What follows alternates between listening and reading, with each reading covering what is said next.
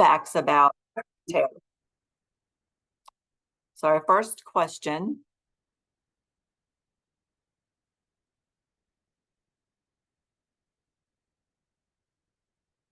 How many tobacco retailer compliance checks did the FDA complete nationwide from May 2023 to April 2024? And then how many tobacco retailer compliance checks did Virginia complete from July 2023 to June 2024?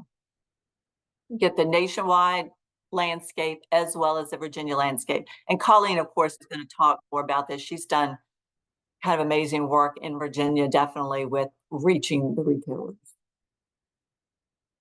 We'll take a couple more seconds. I love it. I see one Starbucks already in the chat.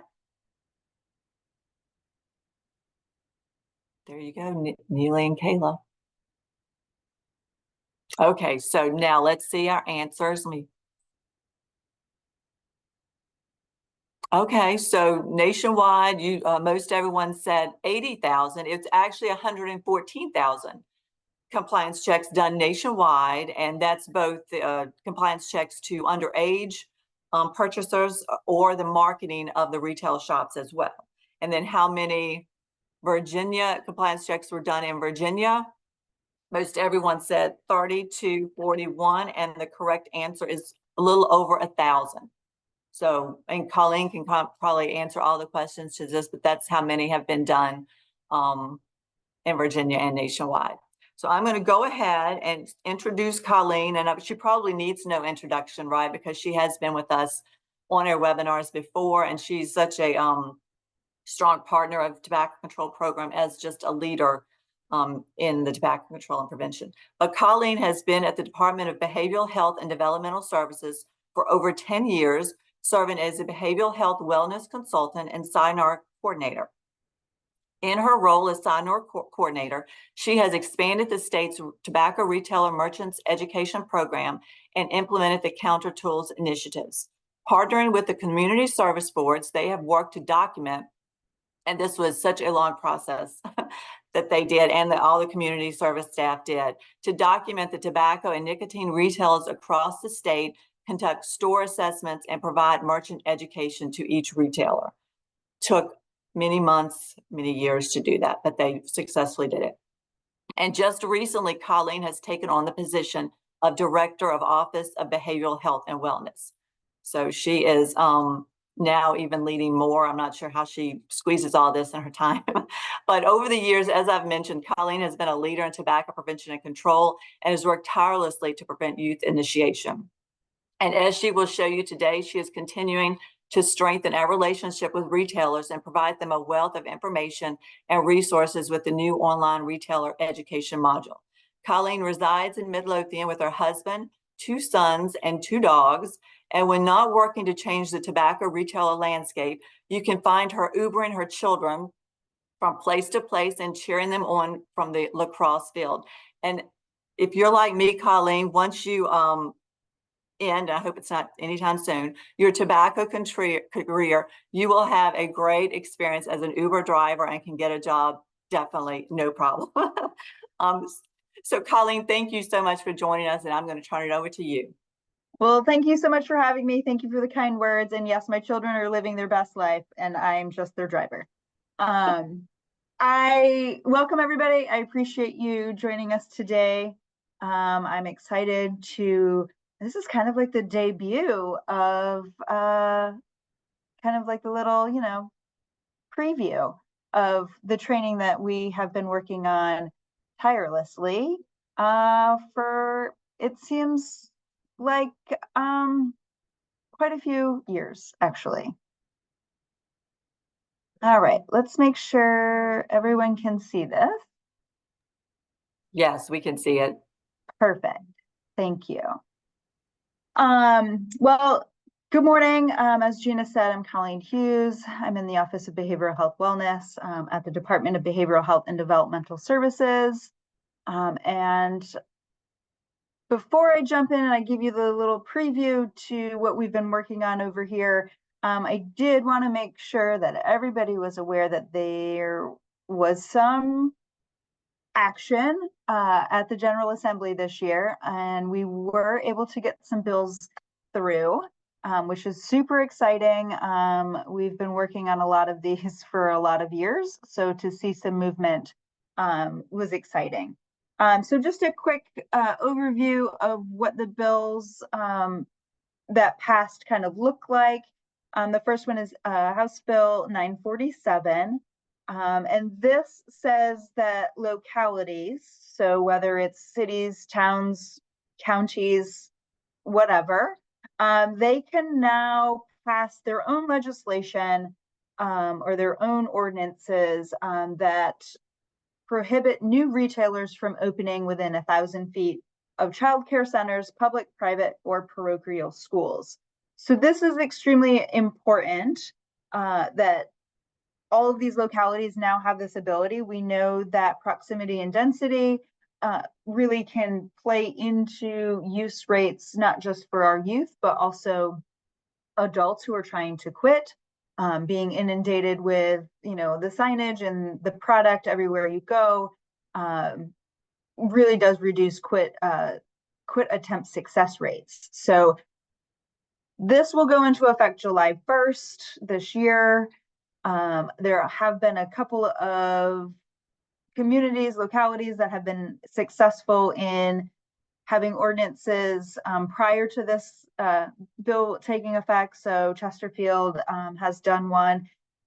I just did a webinar with Counter Tools around this bill and more in more detail with Chesterfield County being there too. So if you're interested in that, email me, I'll send you the link to it.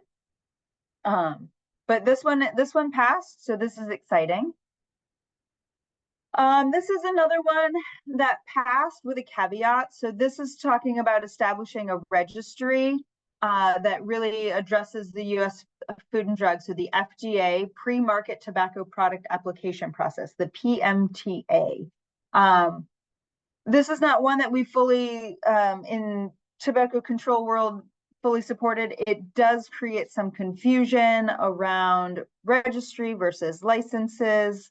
And so this one did make it through. However, it won't become effective until July 1st of 2025.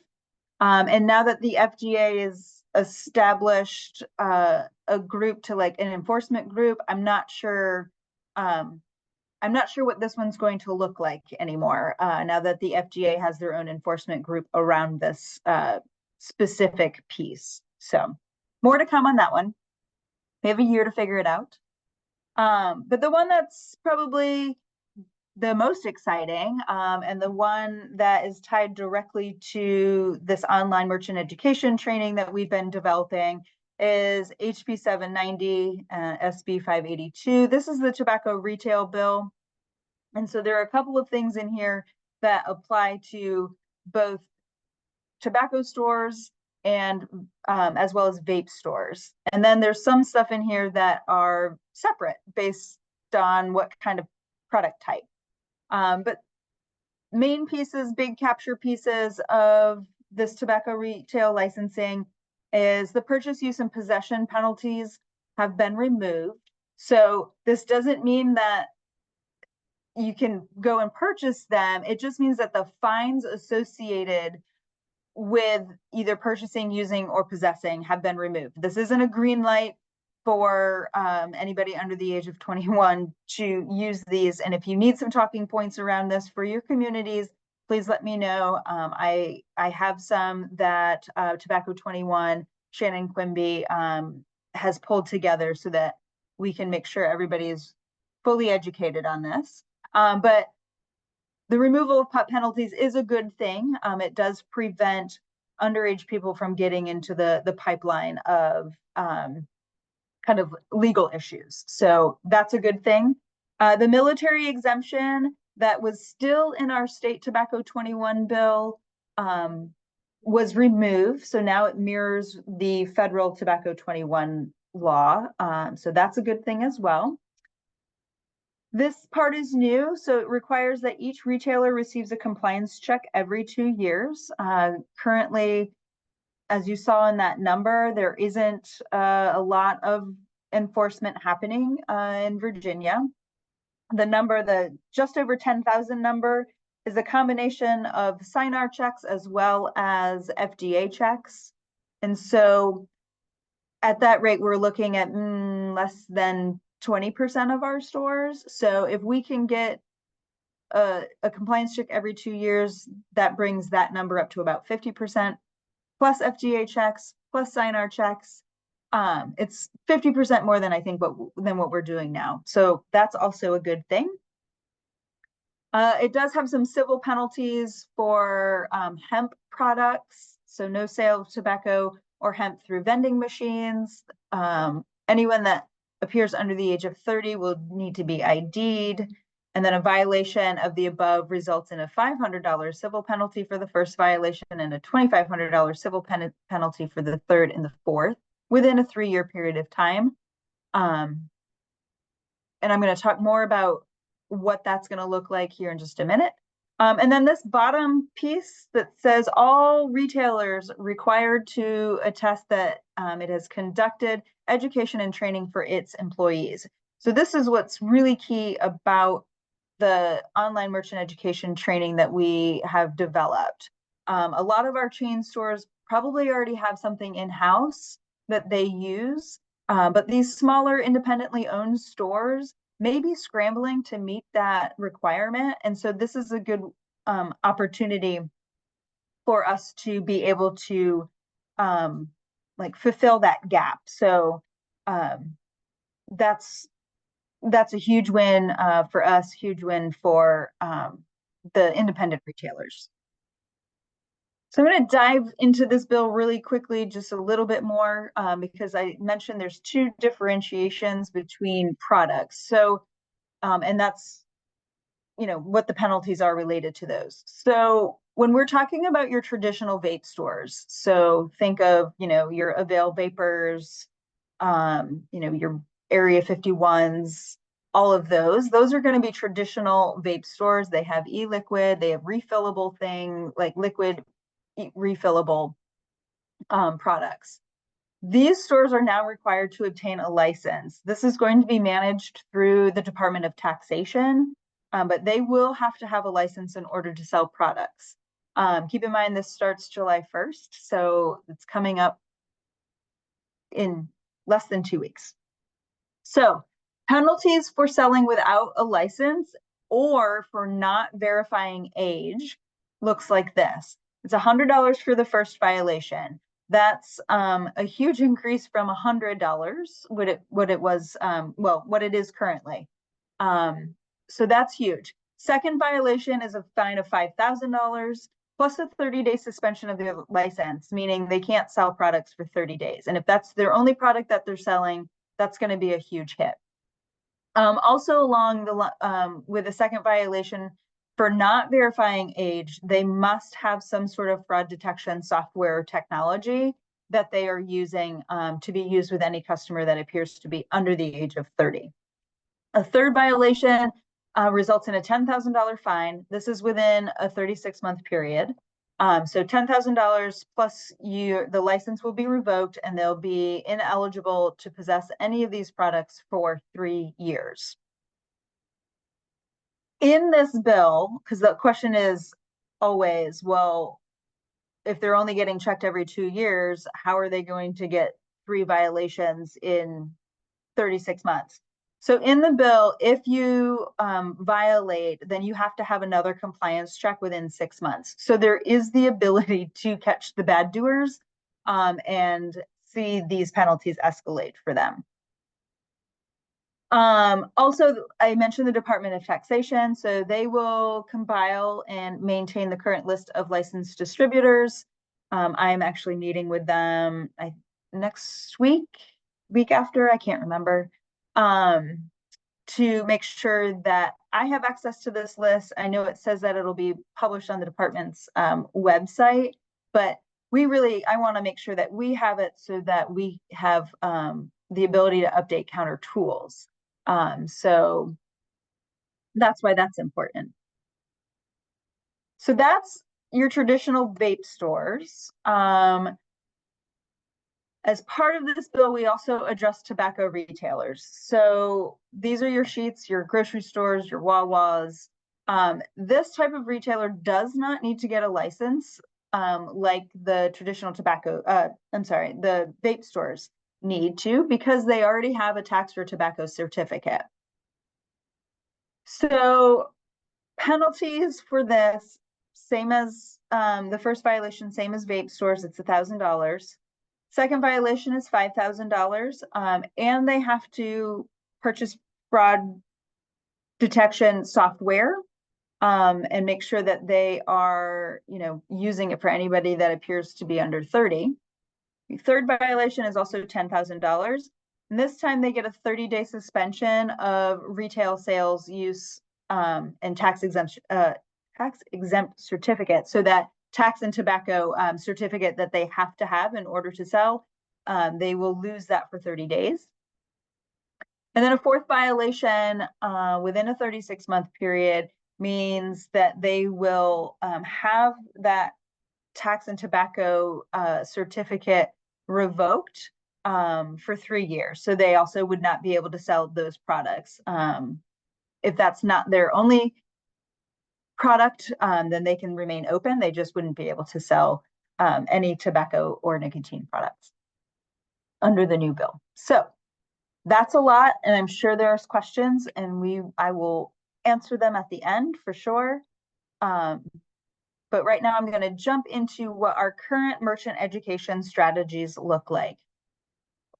Since 2016, Office of Behavioral Health Wellness has partnered with the 40 community service boards across the state to conduct in-person, face-to-face merchant education with 100% of their retailers every 2 years. I would love for it to be every year. However, the CSBs don't get a ton of extra funds to do this work. And so we had to pick a time frame that was going to be reasonable for the localities that have a higher density. So for instance, Fairfax Falls Church has just over 600 stores. And so we needed to pick a time frame that was reasonable for them to be able to get to all of them without having like a dedicated full-time person to do them. So that's why it's every 2 years. Our current cycle started on July 1st of 2022, and it runs through the end of this month.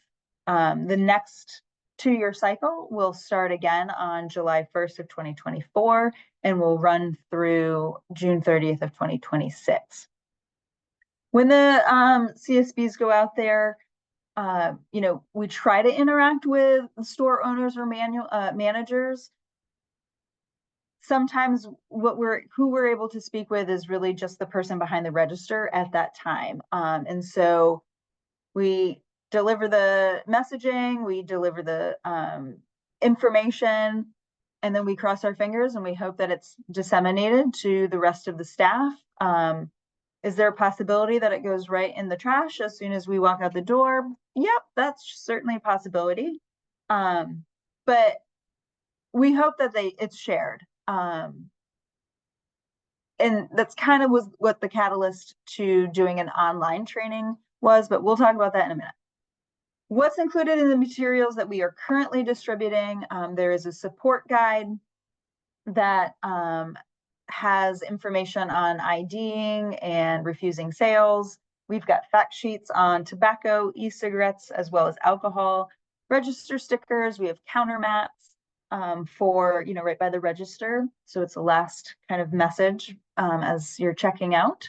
Outward facing signs, which is really designed to inform customers and tell them that they, that particular retail doesn't sell to people under the age of 21, or that you have to be 21 in order to purchase these products. And then we also have inward facing materials, which are really designed to educate the employees. And again, talking about, how to spot a fake ID, how to refuse a sale, those kind of things. Also, the penalty structure that's in place. And then included is also a pledge form which is completely optional, not legally binding, but it does ask the retailers if they would consider doing some things or continue doing some things that are best practices. So making sure that you're training your employees, making sure that you don't have self-serve displays, or looking at where product placement is in relation to other kid-friendly products, your chips, your candy, your gum, looking at advertising and maybe reducing some advertising, or eliminating them being within 3 feet of the floor, those kind of things, those point of sale best practice things. So that's all included in what we're currently doing. As I said, is it getting to everybody at every retailer? I would love to say yes, but I'm a realistic person, and so I'm going to say no, I'm sure it's not. And so, like I said, that's why we started working on an online merchant education training module that everybody could use. And so this is what we've come up with. I've been working with a developer on this, honestly, since before COVID was our first conversation around it. And now it's taken a long time. If you work at the state level, you know that anything that involves technology has a huge hurdle to climb. And so I'm happy to say that we are on our way, and here we are. So there's two different modules. There's one for clerks and there's one for managers. The managers have to take both. So they have to take the clerks module before they can take their manager module. These are going to be offered free to every retailer and every employee at every retailer across the state. They take no more than 60 minutes, depending on the person and on which module. We're saying 40 to 60 minutes. It's a computer-based training. We've had some issues with our learning management platform, and so we are a little bit behind. But these modules will be pilot tested with about 100 employees across the state, both traditional tobacco employees as well as vape retailer employees, and then also managers and clerks. So they will, we're going to pilot test at the end of this month and into July. And then we'll have a statewide launch in August, so that it's available for this new law. The goal was to have it available July 1st, but I'm not even going to pretend to understand technology and learning platforms. So that was a hang up. These training modules, and I'm going to go in and kind of walk you through them with some screenshots, but they cover Virginia specific laws, but they also cover like the FDA rules and regulations. We do quick facts about tobacco and nicotine, talks about checking IDs and spotting fake IDs. We talk about refusing sales.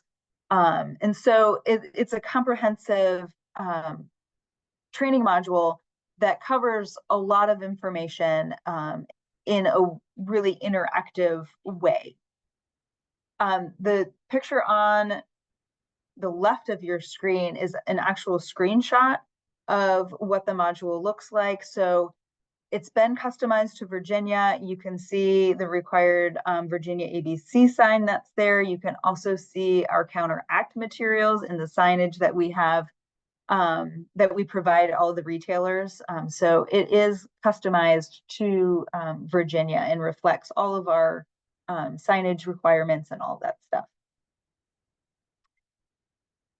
So once you log in, it's going to start with a welcome, and we do try to lay the groundwork, or not the groundwork, but kind of the, kind of set the stage for why this is important.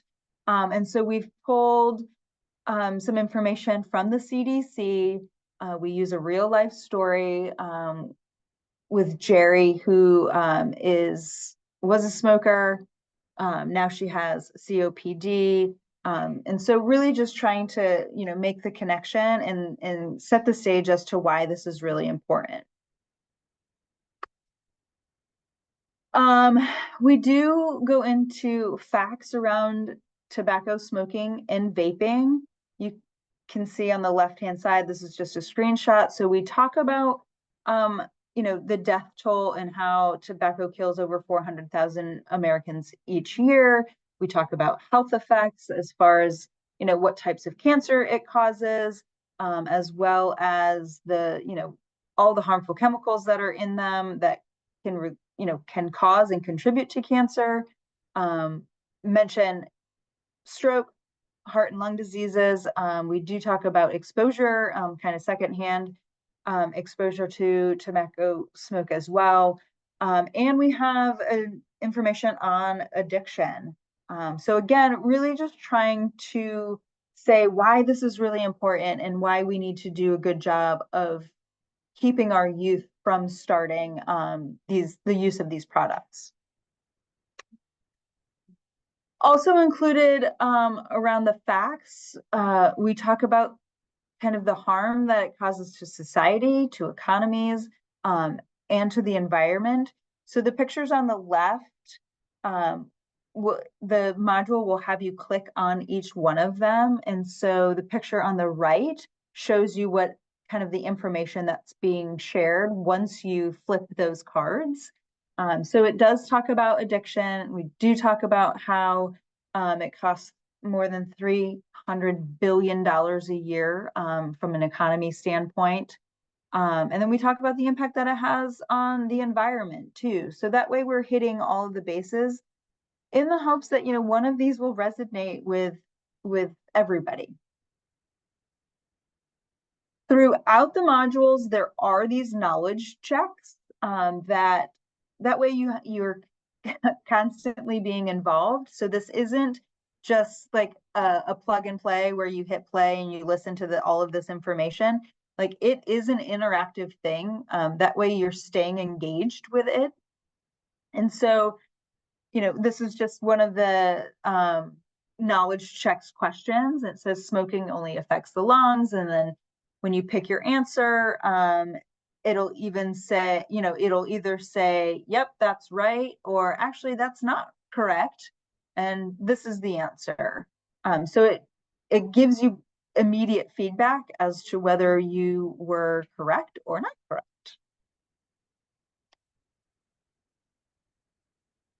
From all of the facts around all of this and the impacts of this, we do go into laws and identification. So talks about why supplying anybody under the age of 21 is not allowed. It will have the fines. If you look on the left-hand side, it has the current fine structure. So that's being updated to reflect the new fine structure that will take effect on July 1st. So yes, it says wrong numbers right there, but it is being updated right now. So that was one of our hiccups was, we had this law change in the middle of the development of this. And so we are having to go back through and make changes. Again, we've got key messages through all of these. What's nice is like a lot of them you have to do something with in order to be able to continue. So it isn't just blind clicking because there are things that have to be done in order to make that continue button appear so that you can continue to move on.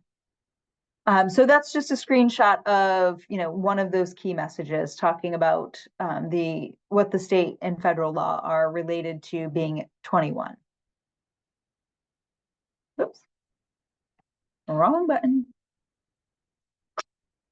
So after that, we talk about identification, the importance of, making sure you're IDing customers that are under the age, that appear to be under the age of 30. Talks about acceptable types. So whether it's a valid license, driver's license, armed forces identification card, passport, government visa, photo identification card issued by Virginia Department of Motor Vehicles or other state federal agencies. it will list everything that is okay. And then it also says, the ID is valid if it has a photograph, a signature, height, date of birth, those types of things. It also talks about what's unacceptable. And so, college and university IDs, expired IDs, social security cards, government work ID, resident alien cards, permanent resident cards, all of these things that are not okay are also go over. There is an activity where you get 3 licenses and you have to pick the one that is actually acceptable, because there's going to be something wrong with the other 2, either if one's expired, or the birth date isn't correct. And so there are activities that the user has to do to kind of reiterate the information. Also a fun activity about who you should ask. And so some celebrities are pictured, and when you click on them, it will say whether they, are over 30, under 30, or exactly 30. So just kind of like a good, test to see, who you think you should be asking. So the other thing that we go over pretty extensively is this idea of flag. So flag is not currently in our the current merchant education that we are distributing. However, it's being included in the updated version so that it mirrors this. So flag stands for feel, look, ask, and give. And it will go through each part of it. I just gave one screenshot of what F is talking about. And so it encourages all of the retailers to actually hold the ID, feel for raised edges, blue lines, uneven surfaces, those kind of things. The look piece of it, does the picture on this ID look like the customer? Make sure you're looking at the eyes, the nose, the chin, the height, and the weight. Those, the eyes, the nose, and chin don't normally change. And so those are the pieces that you should be keying in on. But then also look again, does it have a state or a federal seal? And then make sure you're looking at the expiration date and that you're not getting one that is expired. The A stands for ask. So ask for details. If you're not sure that this is a legitimate ID and that, if something feels off, ask a question. Ask, what's your middle name, or what is your birth month? And then you could even ask them to sign their name. And if it doesn't match the signature that's on the ID that they're giving you, that's another red flag. And then G is give it back. Even if you think it's a fake ID, and this was confirmed by Virginia ABC, even if you think it's a fake ID, you've got to give it back to them. You should never hold on to it. And so that's covered pretty extensively in this training. And like I said, we are incorporating this flag into our updated paper materials, so that it matches, and the retailers are getting all of the same information. That talks extensively about making sure you know how to calculate age. This is something that we hear from the retailers a lot, right? People can't do math. And so there are apps out there that you can use. There is technology that can be used.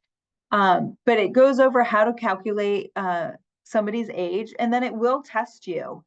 You can see on the try it out piece, today's date is December 16th, 2025. The customer is born August 22nd of 2007. How old is this customer in years? And so, there's some questions where you actually have to type out the age. There are some questions where, you can just click, yes, this person is old enough to purchase, or no, they're not.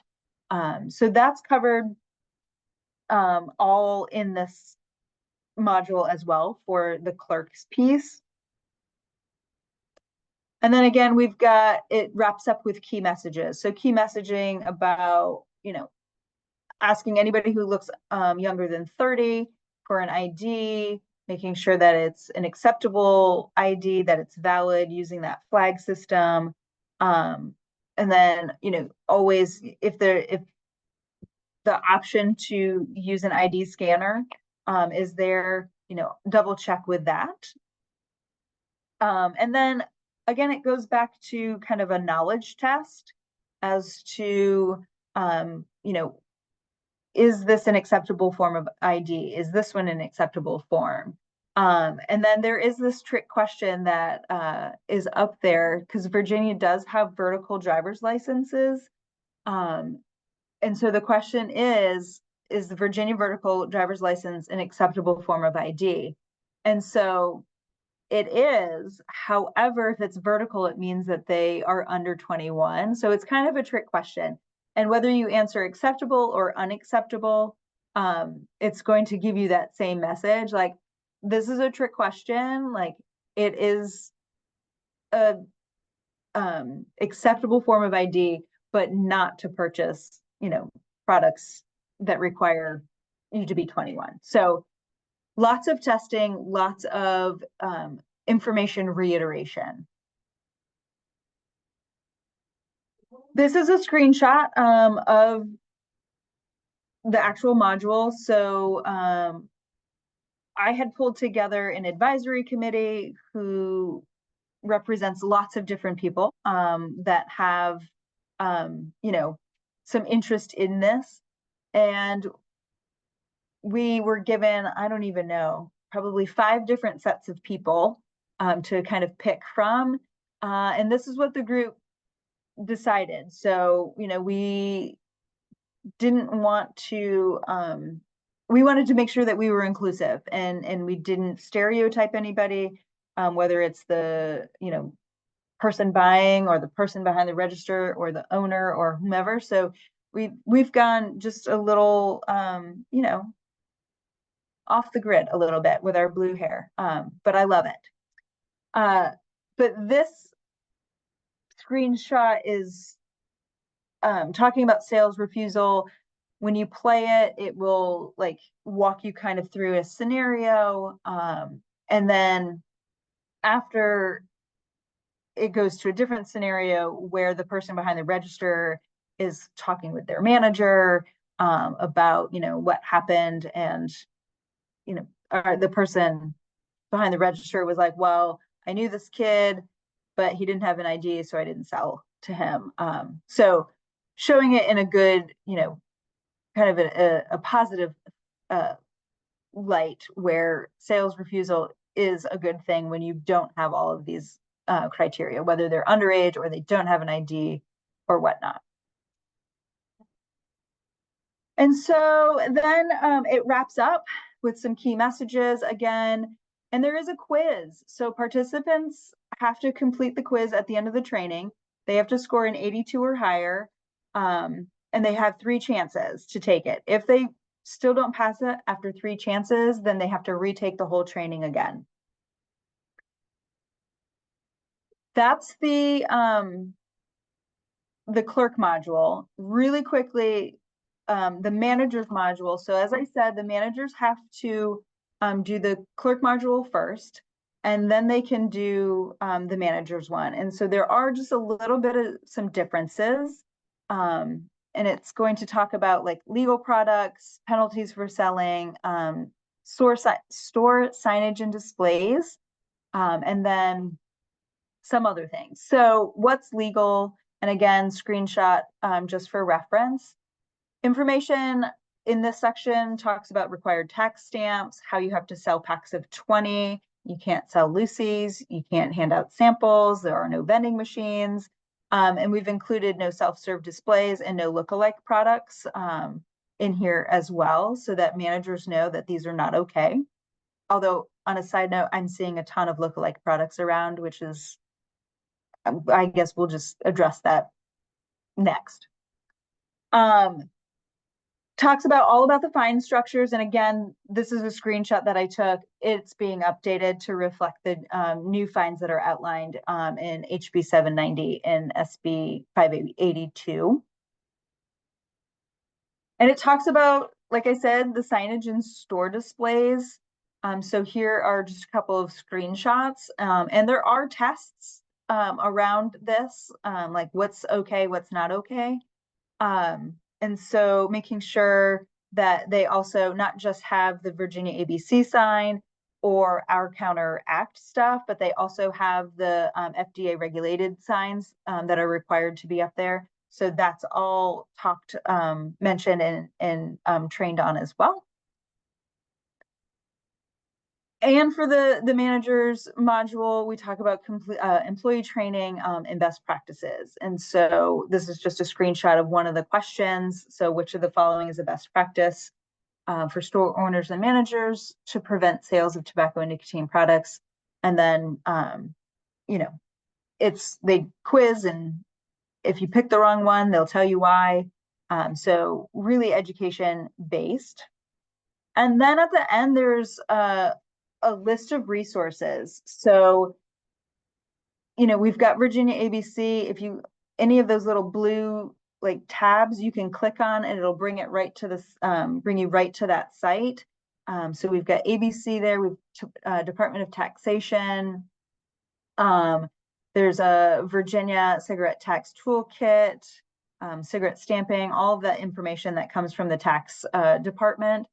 As well as information on assurances of voluntary compliance, or AVCs, a link to FDA rules and laws. And then there's also links to counteract materials. So if a retailer wants more of what DBHDS has, they can click on it, download it, print it, whatever they need. And then also, like the clerks module, the managers module ends with a quiz. The managers actually have to have a 74% to pass because it is a little harder. And then they as well have 3 chances to take the quiz before having to retake the whole module again. Whew, that was a lot. I apologize if I sped through it. But I know that there's time for questions. I will put my contact information up. So if you have questions that you don't get a chance to answer or to ask, you know how to get a hold of me. So I will let that sit for a minute. I'll put it in the chat. But for right now, I'm going to stop sharing my screen so I can see what's in the chat and everything else. Link for all the information. I know people were really excited to see like the training and all the screenshots, and they think this is going to be really great. And I wanted to, because you were just talking about the training, do they have to submit, like, do managers have to submit like I know you said employees have to take quiz, and managers, is there something they have to like submit a certificate that they've like actually trained all their employees? So the training the training system is housed within DBHDS. If you're a state employee, it's on the COLVA, whatever that is.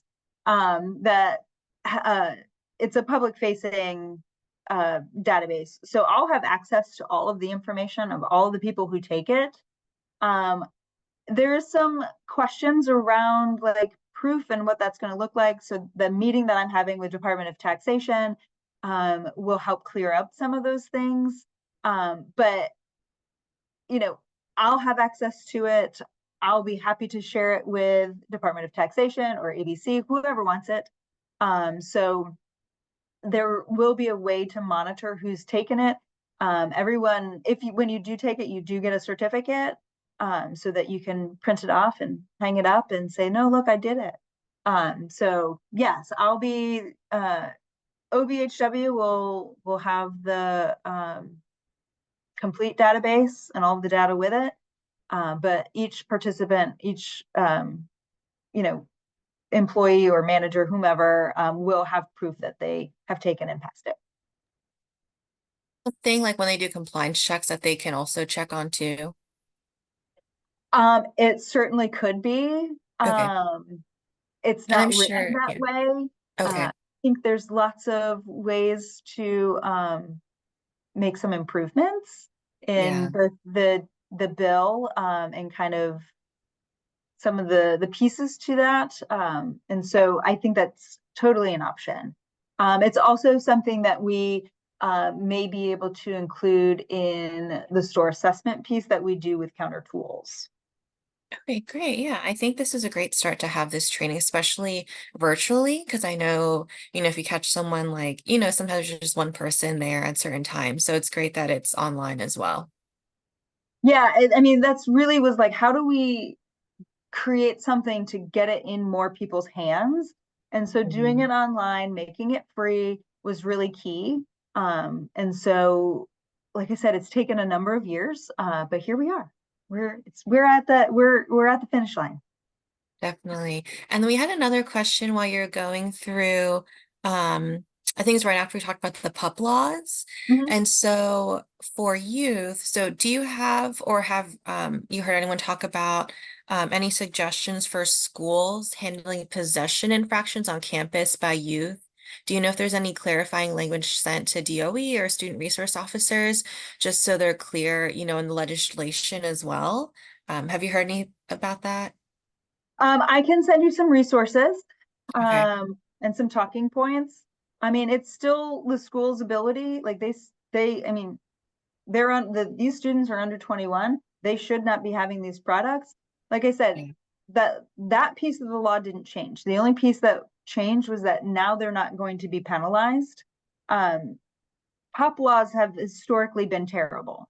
And honestly, y'all, in Virginia, they're not even enforced, or rarely, I should say, enforced. But really, what pup laws do is you now have a bunch of, under 21 who are getting these citations and not paying them. And so then there's a warrant out, and now they're just getting into the criminal justice system over, something that is an addiction. Like, they didn't just rob a bank. Like there is a physical addiction. And so penalizing somebody who is addicted is not helpful. It's not solving the problem. And so all it does is create like bigger issues for some of these, for some of the people who don't pay the fine and then have a warrant and then go to jail. Like it's unnecessary. And so it's I will send you the information that Shannon Quimby with Tobacco 21 sent me,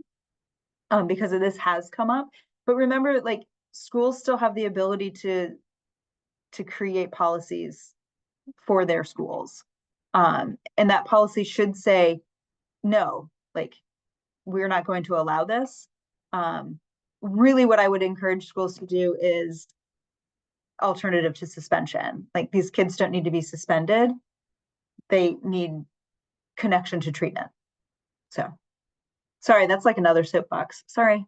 Yeah, no, you're fine. And I know with regional coordinating, we've helped with schools too. And, thankfully in 2019, we were able to pass the bill. So all public schools in Virginia, K through 12, have to have tobacco-free policy. So we've gone through and looked at policies as well. And, some policies are really great and they include the alternative to suspension. It's that education really, rather than just suspension when they're going to go home, is it really going to help them? Right. If Um, you're going to give somebody 10-day suspension, what are they going to do for 10 days? They're going to be at home and play Xbox and vape all day long. Definitely, yeah. And we can share those resources too, the best practices and the programs as well. So I think we have time for one question. Let's see. I think we'll kind of talk about the CSBs and counter tools and the merchant education. Are you updating that? Because I think you previously updated it recently, right? But I guess you have to for the new legislation, We, right? yeah, we have to update it because it still has the old fine structure. So that's currently being updated. Um, and so once those materials are out, yes, we are going to do another 2-year cycle of face-to-face merchant education. That way it helps promote the online stuff. that option. And then we'll see after, let's look at what the use rate of the online training looks like. And if we are having a high percentage, then we will look at not doing face-to-face merchant education, but having materials available if retailers want them. However, we will still continue doing the store assessments so that we can gain the, that trend data, and we can have really comprehensive point of sale information, because that's the information that's going to influence the next steps as it relates to keeping products away from our youth. So for that and all the information. Everyone in the chat was like, this is great. And I know we're excited to see, what's going to come of it too. So thank you again. I'm excited. I'm glad you all are excited. Once it's live, I'll certainly send out, like a registration link if you guys want to check it out for yourselves. But yeah, I'm super excited. It's been a labor of love. Like I said, the initial conversation was back in 2019. So here we are 5 years later to get it going. So yeah, I'm excited. Well, I will send you some talking points around PUP laws for schools, and Okay. I'll let you send it out to the rest of the group. Definitely, yeah. And we'll share that. Tiffany usually sends the email after, and then once the information, the training's live, we can add it to the newsletter because I'm sure people will be interested. So, but I'll turn this over to Gina to wrap us up. Great information, Colleen. Thank you so much. That was a question I was going to ask. Can we take it? Because as you were going through the screenshots, it is really good information, and I learned stuff, and I would love to go through it and just make sure I'm aware of everything that they'll be learning, to just be aware. So yes, please send us that link. Yeah, absolutely. And just so you we've got ABC is going to have it on their website. I'm going to talk with Department of Taxation to get it on their website. Virginia Smoke Free Association is going to promote it through, their connections. And then we're working with Virginia Petroleum and Convenience Store Association, and so they'll promote it too. So we've got lots of ways to get it out into the community so that these retailers are going to know about it. That's wonderful, Colleen. This is truly a lot of work, right? Ever since a lot of work was put into this, and I appreciate your work and the group's work that put this together. Thank you well, so much.